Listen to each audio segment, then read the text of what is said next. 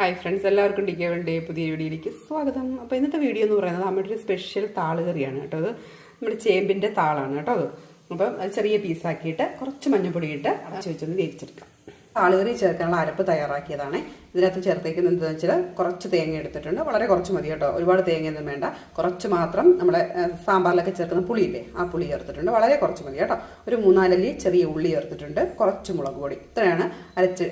ആവശ്യത്തിന് വെള്ളവും ചേർത്ത് നല്ല പേസ്റ്റ് പോലെ അരച്ചെടുത്തിട്ടുണ്ട് കേട്ടോ. ആ ഗ്രേവിയും മിക്സിയിൽ കുറച്ച് വെള്ളം ഒഴിച്ച് ആ ഗ്രേവിയോടുകൂടി ഞാൻ ഒഴിച്ചിട്ടുണ്ട്.